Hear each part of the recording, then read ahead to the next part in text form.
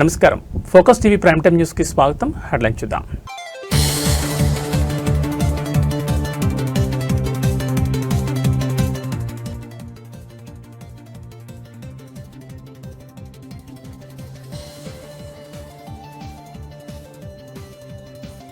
నేడు ఢిల్లీకి ముఖ్యమంత్రి రేవంత్ పార్టీ అగ్రనేతలతో సీఎం సమావేశం.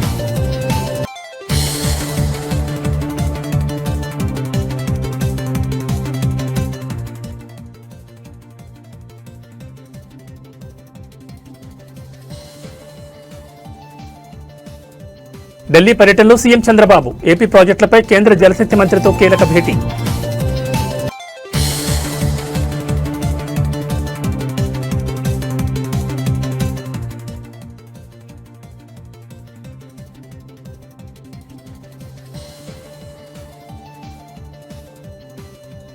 రేపీ తెలంగాణలో మున్సిపల్ ఎన్నికలు 3,000 మంది పోలీసులతో ఎన్నికల బందోబస్తు.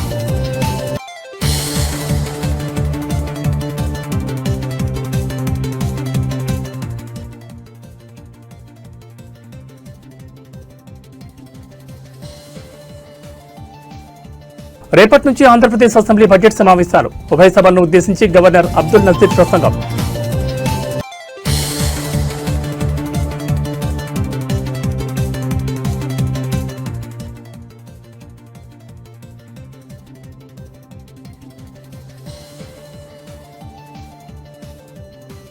ఆక్రమణలపై హైడ్రా భారీ ఆపరేషన్. 700 కోట్ల ప్రభుత్వ భూమిని కాపాడిన హైడ్రా.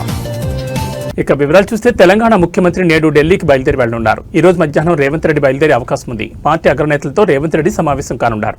మున్సిపల్ ఎన్నికలపై ఆయన చర్చించనున్నారు. కొందరు నేతలు పార్టీ నిర్ణయానికి వ్యతిరేకంగా పనిచేయడానికి కూడా అధిష్టానం దృష్టికి తీసుకెళ్లే అవకాశం ఉంది. అలాగే మున్సిపల్ ఎన్నికలకు సంబంధించిన అప్డేట్ను కూడా పెద్దలకు ఇవ్వనున్నారు. దీంతో పాటు తెలంగాణలో జరగనున్న మరో ఉప ఎన్నిక గురించి కూడా పార్టీ పెద్దలతో చర్చించే ఛాన్స్ ఉందని చెప్తున్నారు. అయితే ఢిల్లీ వెళ్లే ముందు నేడు మంత్రులు నేతలతో సీఎం రేవంత్ జూమ్ మీటింగ్ నిర్వహించి మున్సిపల్ ఎన్నికల పరిస్థితిపై ఆరా తీయనున్నారు.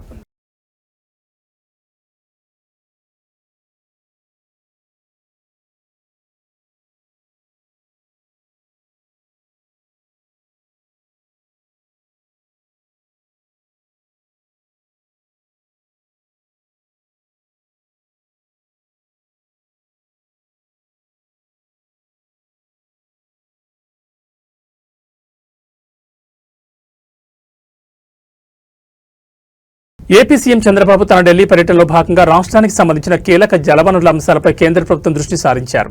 కేంద్ర జలశక్తి శాఖ మంత్రి సీఆర్ పాటిల్తో ఆయన సమావేశమై రాష్ట్రంలోని పలు సాగునీటి ప్రాజెక్టులకు అనుమతులు, ఆర్థిక సాయం అందించాలని విజ్ఞప్తి చేశారు. రాష్ట్ర ప్రయోజనాలు, రైతుల భవిష్యత్, త్రాగునీటి భద్రతకు ఈ ప్రాజెక్టులు ఎంతో ముఖ్యమని ఆయన కేంద్ర మంత్రికి సవివరంగా తెలియజేశారు. భేటీలో ప్రధానంగా రాష్ట్ర జీవనాడైన పోలవరం ప్రాజెక్టుకు సంబంధించిన పలు అంశాలను ముఖ్యమంత్రి ప్రస్తావించారు. ప్రాజెక్టు పనులకు ఆటంకంగా ఉన్న స్టాఫ్ వర్క్ ఆర్డర్ను శాశ్వతంగా ఎత్తివేయాలని కోరారు. కుడి, ఎడమ కారుల సామర్థ్యం పెంపు కారణంగా పెరిగిన వ్యయాన్ని రీయింబర్స్మెంట్ చేయాలని కోరారు. అలాగే భూసేకరణ, పునరావాసం వంటి పనులు చేపట్టాల్సిన ఫేజ్ 2కు అదనంగా సుమారు 32,000 కోట్ల నిధులు అవసరమని, వాటిని వెంటనే మంజూరు చేయాలని విజ్ఞప్తి చేశారు. అనంతరం గోదావరి వరద జలాలను రాయలసీమ వంటి వర్షాభావ ప్రాంతాలకు తరలించే లక్ష్యంతో ప్రతిపాదించిన పోలవరం నల్లమల సాగర్ లింక్ ప్రాజెక్టు గురించి వివరించారు. జాతీయ నదుల అనుసంధానం విధానంలో భాగంగా ఈ ప్రాజెక్టుకు అనుమతులిచ్చి సాంకేతిక ఆర్థిక సహాయం అందించాలని కోరారు. అంతర్రాష్ట్ర జల వివాదాల పరిష్కారంపై సీఎం చంద్రబాబు దృష్టి సారించారు. ఆంధ్రప్రదేశ్, ఒడిశా మధ్య ఉన్న వంశధార నదీ జలాల వివాదాన్ని పరిష్కరించేందుకు ట్రిబ్యునల్ తుది నివేదికను వెంటనే గెజెట్లో ప్రచురించాలని, తద్వారా నేరడి బ్యారేజ్ నిర్మాణానికి మార్గం సుగమం చేయాలని కోరారు. అలాగే ఏపీ, తెలంగాణ మధ్య గోదావరి జలాల పంపకంపై వివాదం కొనసాగుతున్న నేపథ్యంలో దీని పరిష్కారానికి తక్షణమే గోదావరి నీటి వివాదాల ట్రిబ్యునల్ని ఏర్పాటు చేయాలని విజ్ఞప్తి చేశారు. ఎగువ కృష్ణాపై కర్ణాటక ప్రభుత్వం చేపట్టిన ఆల్మట్టి డ్యాం ఎత్తు పెంపు ప్రతిపాదనపై ఏపీ అభ్యంతరాలను బలంగా వినిపించారు. డ్యాం ఎత్తు పెంచితే దిగువన ఉన్న ఏపీకి నీటి ప్రవాహంపై తీవ్ర ప్రభావం పడుతుందని ఆందోళన వ్యక్తం చేశారు. రేపు తెలంగాణలో మున్సిపల్ ఎన్నికల పోలింగ్ జరగనుంది. మొత్తం 12,993 మంది అభ్యర్థులు ఎన్నికల బరిలో ఉన్నారు. 7 మున్సిపల్ కార్పొరేషన్లలో 414 వార్డులకు రేపు ఎన్నికలు జరగనున్నాయి. 116 మున్సిపాలిటీలో 2,582 వార్డుల్లో ఎన్నిక రేపు జరగనుంది. మొత్తం 7 కార్పొరేషన్లు, 116 మున్సిపాలిటీల్లో ఎన్నికల నిర్వహణ కోసం నేడు పోలింగ్ కేంద్రాలకు బ్యాలెట్ బాక్సులు తరలించనున్నారు. రాష్ట్రంలో ఒకే విడత ఈ ఎన్నికలు నిర్వహించనున్నారు. మొత్తం 52.43 లక్షల మంది ఓటర్లు తమ ఓటు హక్కును వినియోగించుకోనున్నారు. రేపటి పోలింగ్ సంబంధించి రాష్ట్ర వ్యాప్తంగా మొత్తం 8,203 పోలింగ్ కేంద్రాలు ఏర్పాటు చేశారు. అన్ని పోలింగ్ కేంద్రాల్లో వెబ్ కాస్టింగ్ ఏర్పాటు చేయాలని రాష్ట్ర ఎన్నికల కమిషన్ అధికారులను ఆదేశించింది.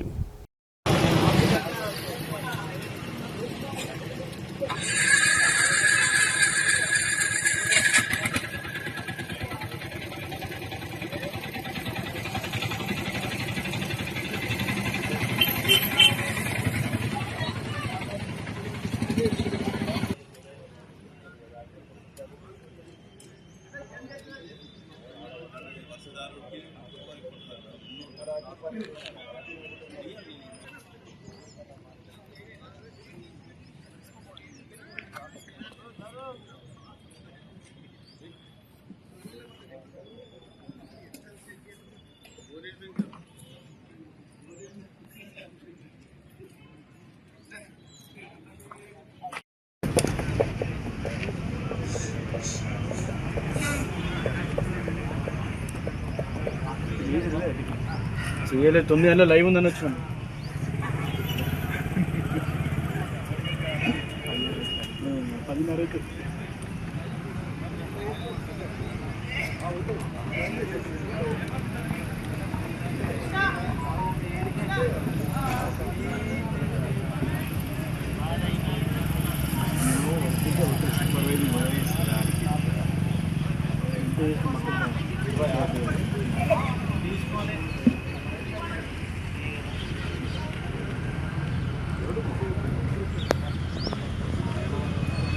రేపటి నుంచి ఆంధ్రప్రదేశ్ అసెంబ్లీ బడ్జెట్ సమావేశాలు జరగనున్నాయి. రేపు ఉదయం 10 గంటలకు బడ్జెట్ సమావేశాలు ప్రారంభం కానున్నాయి.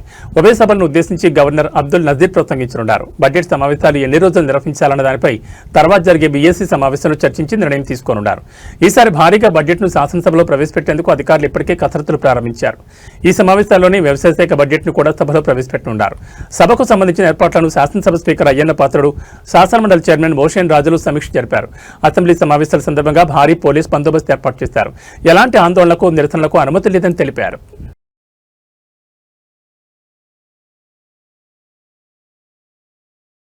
నగరంలో ప్రభుత్వ భూముల ఆక్రమణలపై హైడ్రా ముప్పేట దాడి చేస్తూ కబ్జాదారులకు 3 చెరువులు నీళ్లు తాగిస్తోంది.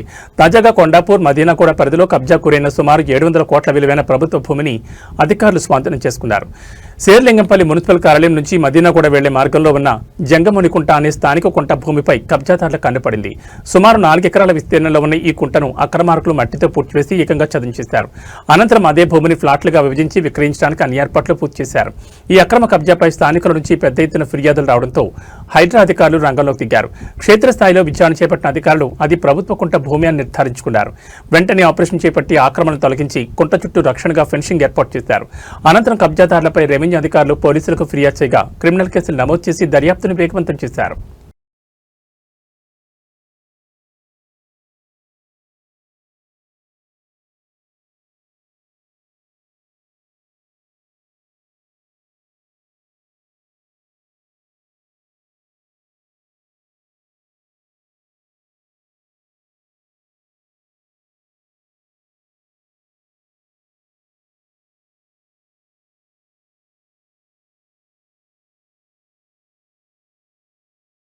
తెలంగాణ రాజకీయాల్లో జడ్చర్ల కాంగ్రెస్ ఎమ్మెల్యే అనిరుద్ రెడ్డి, జనసేన నాయకుల మధ్య మాటల యుద్ధం ముదిరింది. తెలంగాణలో పోటీ చేస్తున్న జనసేన అభ్యర్థులపై అనిరుద్ రెడ్డి చేసిన అనుచిత వ్యాఖ్యలకు నిరసనగా జనసేన తెలంగాణ రాష్ట్ర ప్రచార కార్యదర్శి ఆర్కే సాగర్ తీవ్రస్థాయిలో మండిపడ్డారు. ఈ మేరకు ఇవాళ ఆయన ఒక వీడియోను విడుదల చేశారు. ఈ సందర్భంగా సాగర్ మాట్లాడుతూ, ఇటలీలో పుట్టిన సోనియా గాంధీ నాయకత్వంలో పనిచేస్తున్న మీకు తెలంగాణ బిడ్డలను ప్రశ్నించే నైతిక హక్కు ఎక్కడిది అని ఘాటుగా ప్రశ్నించారు. తెలంగాణ మట్టిలో పుట్టి ఇక్కడి ప్రజల కోసం పోటీ చేస్తున్న జనసేన అభ్యర్థుల గురించి మాట్లాడేటప్పుడు మతిస్థిమితం ఉండాలని హితో పలికారు. జనసేన అధినేత పవన్ కళ్యాణ్ వ్యక్తిత్వం, రాజకీయ పోరాటం గురించి మాట్లాడే స్థాయి అనిరుద్ రెడ్డికి లేదని సాగర్ స్పష్టం చేశారు. అసలు అనిరుద్ రెడ్డి ఎమ్మెల్యేగా ఎలా గెలిచారో నియోజకవర్గ ప్రజలకే అర్థం కావడం లేదన్నారు. ప్రజల కష్టం వస్తే ఆదుకునే గుణం పవన్ కళ్యాణ్దని కామెంట్ చేశారు. ఎమ్మెల్యేగా గెలిచిన అనిరుద్ రెడ్డి తన జీవితంలో ఎప్పుడైనా సొంత డబ్బులతో ఒక్క పేదవాడికైనా సాయం చేశారని సాగర్ నిలదీశారు. అనిరుద్ రెడ్డి తన నోటును అదుపులో పెట్టుకోకపోతే తెలంగాణ ప్రజలు, జన సైనికులు తగిన రీతిలో బుద్ధి చెప్తారని హెచ్చరించారు. ప్రజా సమస్యలపై పోరాటం చేతకాని వారు ఇలాంటి పిచ్చి వ్యాఖ్యలు చేస్తూ పబ్బం గడుపుకుంటున్నారని సాగర్ తీవ్ర స్థాయిలో విమర్శించారు. ఈరోజు అనిరుద్ రెడ్డి కాంగ్రెస్ పార్టీ శాసనసభ్యుడు మతిస్థిమితం లేకుండా పిచ్చి పిచ్చిగా మాట్లాడుతున్నాడు. ఈయన శాసనసభ్యుడు అన్నాడు కూడా నాకు మనసు రావట్లేదు. అసలు ఈయన ఎమ్మెల్యే ఎలా అయ్యారో కూడా అర్థం కావట్లేదు. తెలంగాణలో పుట్టి, తెలంగాణలో పెరిగి, తెలంగాణలో పోటీ చేసే అభ్యర్థుల గురించి ఈయన పిచ్చి పిచ్చిగా మాట్లాడుతున్నారు. సిగ్గుండాలా? అసలు మీకు సిగ్గుందా? ఎక్కడో ఇటలీ కాంగ్రెస్ పార్టీ అధ్యక్షురాలు సోనియా గాంధీ గారి అధ్యక్షతన మీరు పోటీ చేస్తున్నారు. మీకు సిగ్గుందా? ఒకసారి ఆలోచించుకోండి. మీకు రాజ్యాంగ విలువలు, ప్రజాస్వామ్యం తెలియకుండానే ఎమ్మెల్యే అయిపోయారు. ఎవరు ఎక్కడి నుంచి అయినా పోటీ చేయొచ్చు, ఆ మాత్రం తెలియకుండా ఎమ్మెల్యే అయిపోయారు. మేము తెలంగాణలో 336 మందికి బడుగు బలహీన వర్గాలు, అతి సామాన్యులకి, పోరాట స్ఫూర్తి ఉన్న వాళ్ళకి, హక్కుల కోసం పోరాడే వాళ్ళకి టికెట్లు ఇచ్చాం. మీరు ఎలాంటి వాళ్ళకి ఇచ్చారో మీకే తెలుసు. ఆర్థికంగా లేకపోయినా గుండె ధైర్యంతో పోరాడుతున్నారు జనసేన కార్యకర్తలు. ఇక్కడ పవన్ కళ్యాణ్ గురించి మాట్లాడే అర్హత నీకుందా? నీ జీవితంలో ఎప్పుడైనా నీ స్వంత మనీ తీసి నీ నియోజకవర్గ ప్రజలకు ఇచ్చావా?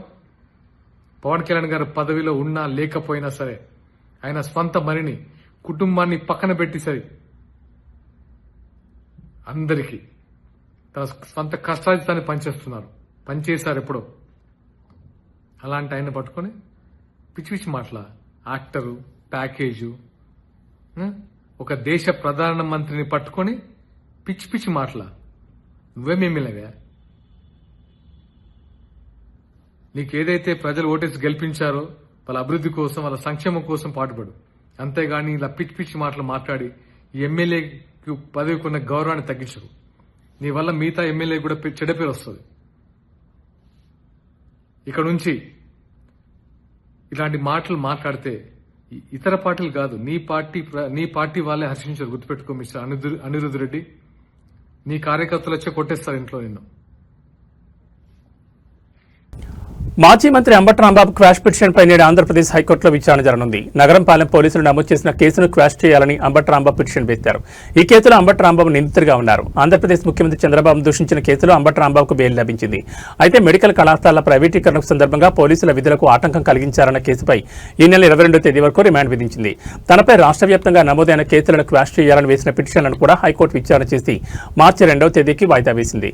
నగరంపాలెం కేసు క్వాష్ పిటిషన్పై నేడు హైకోర్టులో విచారణ జరగనుంది. ఎక్స్క్లూజివ్ గా నేను చూపిస్తున్నాను. అంబటి రాంబాబు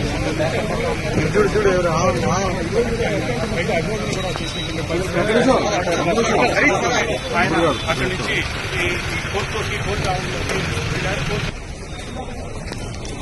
సార్ ఇటు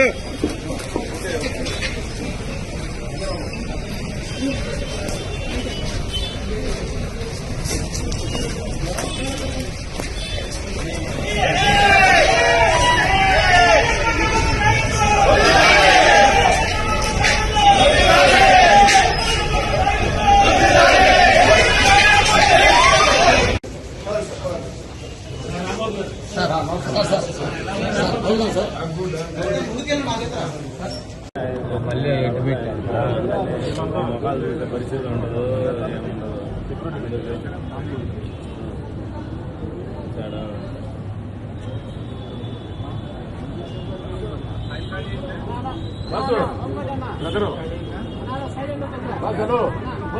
మీరు కొంచెం అడ్డం మాకు సైడ్ ఇవ్వండి.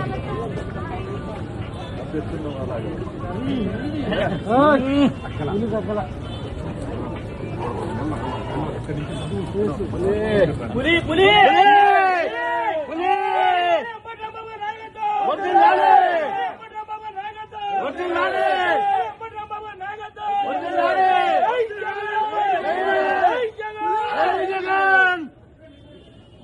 జంట హత్యల కేసులో అభియోగాలు ఎదుర్కొంటున్న వైసీపీ నేత మాచర్ల మాజీ ఎమ్మెల్యే పిన్నెల్లి రామకృష్ణారెడ్డితో పాటు ఆయన సోదరుడు పిన్నెల్లి వెంకట్రామరెడ్డికి గురజాల కోర్టులో పోరాట లభించింది.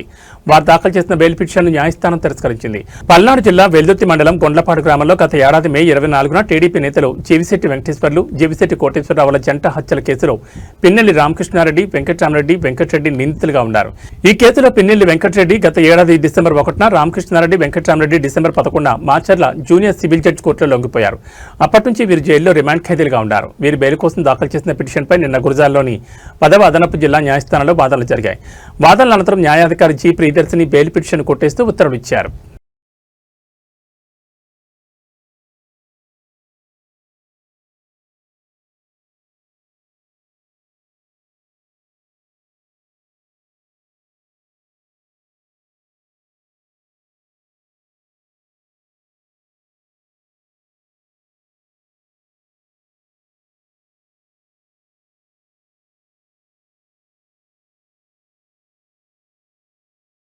ఎన్నికల ఖర్చులు ఒత్తిడి తట్టుకోలేక మున్సిపల్ ఎన్నికల్లో వార్డు కౌన్సిలర్గా పోటీ చేసిన ఓ అభ్యర్థి ఆత్మహత్య చేసుకున్న ఘటన మంగళవారం తెల్లవారుజామున నారాయణపేట జిల్లా మక్తల్లో చోటు చేసుకుంది.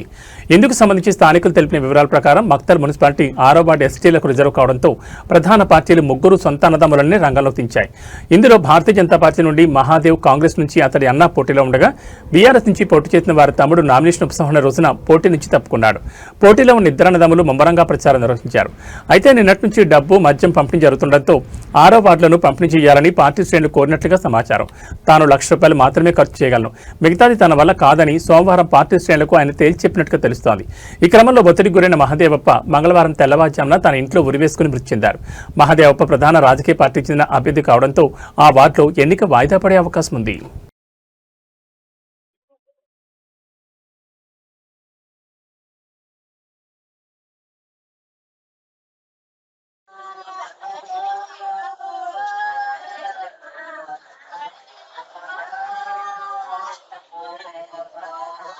ఉందమ్మా, నేను కూడా గెలుస్తాను, నాకు ధైర్యం ఉంది గెలిచటంత.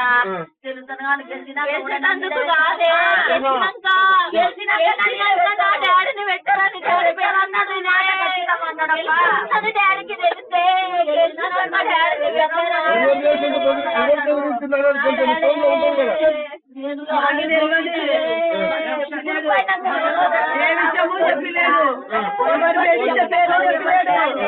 కానీ భయం అవుతుందని పెట్టాను. మా ఇల్లు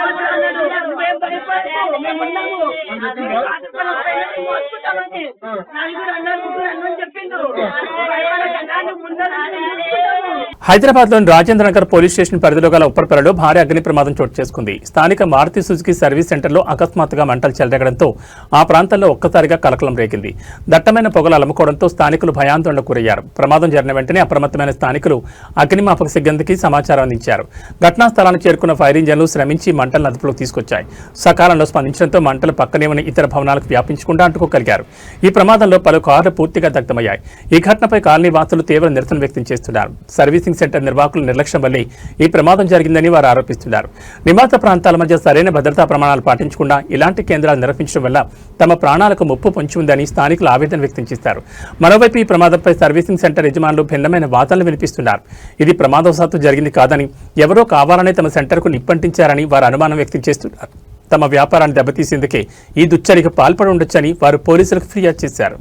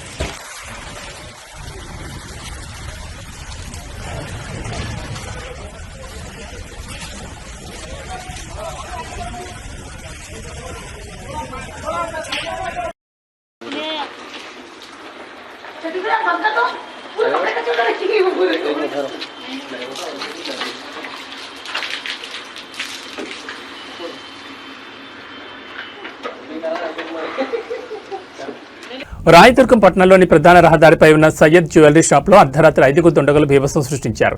పక్కా పథకం ప్రకారం షాపు తాళాలు పగలగొట్టి లోపలికి ప్రవేశించిన దొంగలు సుమారు 2 కిలోల వెండి ఆభరణాలను అపహరించారు. అయితే దుండగులు ఎంత ప్రయత్నించినప్పటికీ బంగారు ఆభరణాల లాకర్ తెరుచుకోకపోవడంతో పెను ప్రమాదం తప్పింది.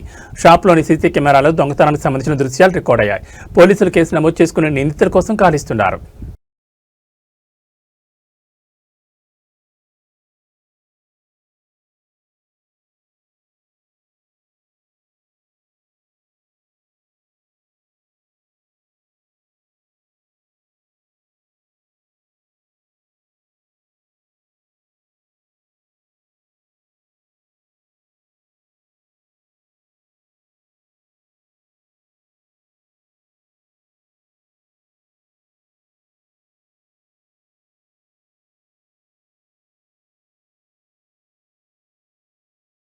శ్రీశైలం పుణ్యక్షేత్రంలో సోమవారం ఉద్రిక్త పరిస్థితి నెలకొంది. క్యూ లైన్లలో ఉన్న భక్తులు శివస్వాములు అధికారుల తీరుపై తీవ్ర ఆగ్రహం వ్యక్తం చేశారు. ఉదయం 5 గంటల నుంచి క్యూ లైన్లలో వేచి ఉన్న దర్శనం జరగకపోవడంపై శివస్వాములు అధికారులపై మండిపడ్డారు. దర్శనం కోసం క్యూ లైన్లు కంపార్ట్మెంట్లలో వేచి ఉన్న భక్తులు కళ్లు తిరిగి పడిపోతున్నారని శివస్వాములు ఆందోళన వ్యక్తం చేశారు. అధికారుల తీరుకు నిరసనగా శివస్వాములు క్యూ లైన్ గేట్లెక్కి బయటకు వచ్చి ఆగ్రహం వ్యక్తం చేశారు. శివభక్తుల రద్దీని కంట్రోల్ చేయడానికి ఏఎస్పీ యుగంధర్ బాబు, జిల్లా ఎస్పీ సునీల్ షేరాన్ ప్రయత్నించినప్పటికీ పరిస్థితి అదుపులోకి తీసుకొచ్చే ప్రయత్నం చేశారు. దీంతో ఏఎస్పీ యుగంధర్ బాబు లాఠీతో బెదిరిస్తూ శివదీక్ష భక్తులను చెదరగొట్టి కంట్రోల్లోకి తెచ్చారు.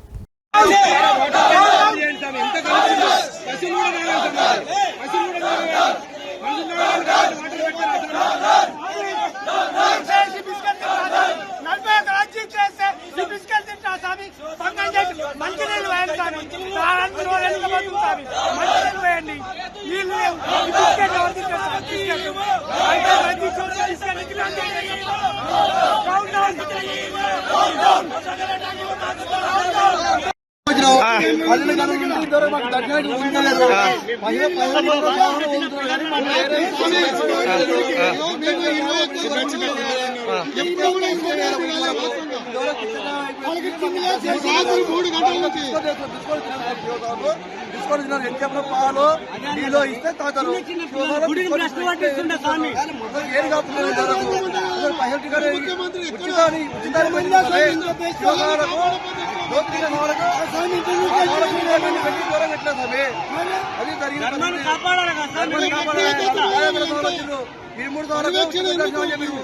అది మీ పర్యవేక్షణ లేనప్పుడు మీ పాలక మండలి ఎందుకు ఏం చేస్తున్నారు? మీ పాలక మండలి ఎందుకోసం ఉంటుంది?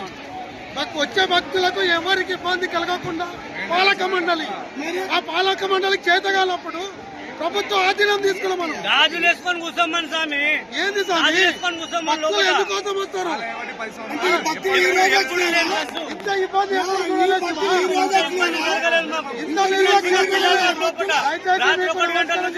పాలక మండలికి నమస్కారం.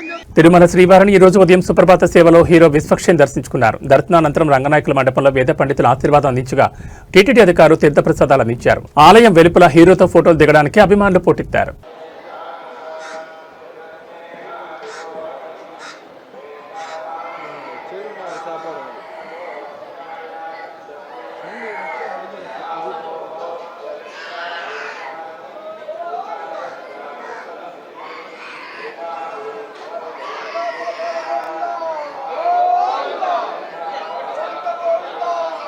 సైడ్ రానా కొద్దిగా.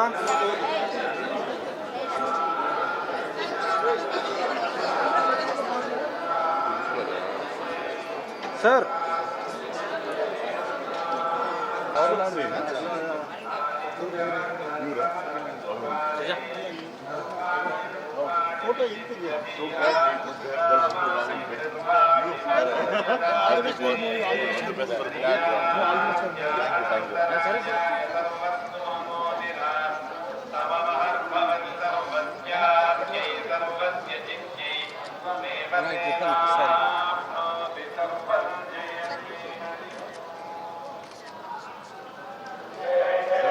Temple shot photos sir.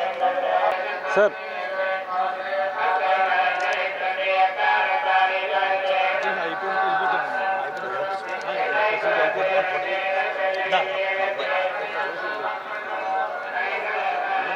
Phone తీసుకున్నా ఫోన్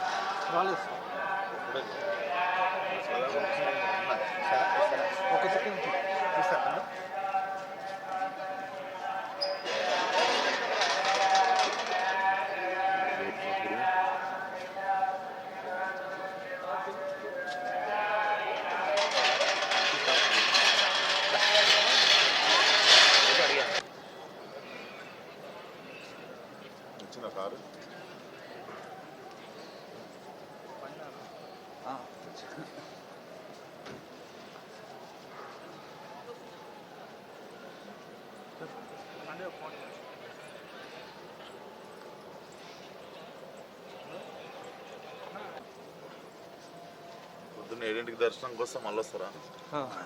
పొద్దున్న వదిలేసి ఇప్పుడు తీసేది అప్పుడు 5:30కి కదా.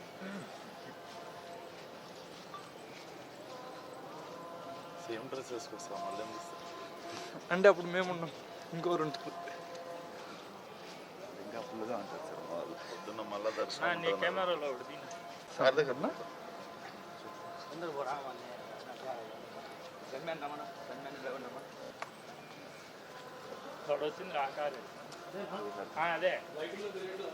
అదేలే ఫోన్ చేసి చెప్పిన T20 world cup men tournament అనేక మలుపులు తిరుగుతోంది. తాజాగా టీమిండియాతో పాక్ జట్టు మ్యాచ్ ఆడేందుకు పాకిస్తాన్ ప్రభుత్వం గ్రీన్ సిగ్నల్ ఇవ్వడం హాట్ టాపిక్ గా మారింది.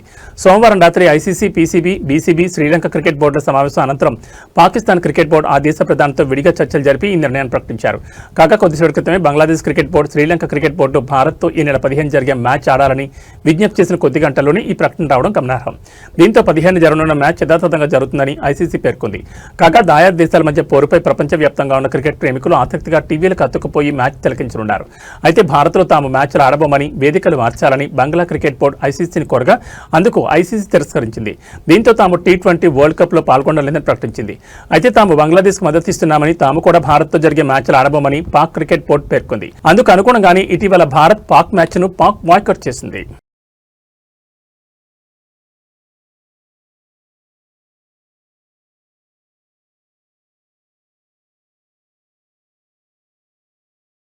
ఏబీ బులెటిన్ విశేషాలు మరో బులెటిన్లో మళ్ళీ కలుసుకుందాం. నమస్కారం.